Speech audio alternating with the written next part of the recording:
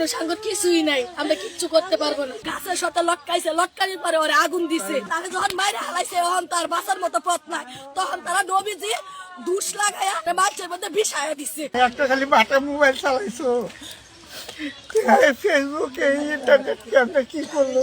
আমার ছেলেরা করবো, আমার ছেলেটা কেউ অশিক্ষিত না। শিক্ষিত ছেলে, আপনার মনে হয় এই কামটা করবো? আমার ছেলে বিয়ে সাকে নেওয়ার মতো লেখাপড়া করছে, ছেলে তো কিছু না কিছু বোঝে। সে যে বকাবদ্ধ করতো সেকশনের মধ্যে, ওই বকাবদ্ধের কারণে তারে এই আক্রমণটা করছে। সব পাবলিক মিললে তার কোম্পানির লোকের আক্রমণ করছে, করার পরে তখন সে অসহায়ের মতো খাড়ে আসছিল, তারে সুযোগটাও দিছে না তারে কিছু বলার মতো।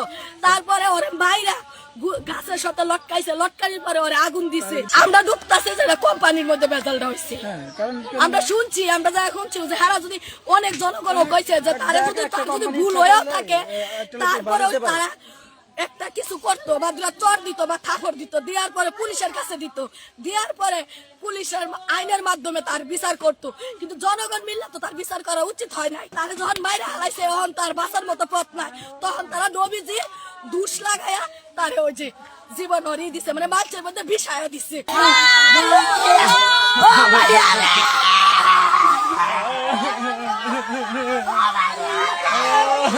আমার সংসার ধরার মতো একটা ছেলে আছে, আমি এলাম অসুস্থ মানুষ, এক গার্বান ছিল, এক ফ্যানম্যান ছিল, সেটি কাজকর্ম করতে পারি না।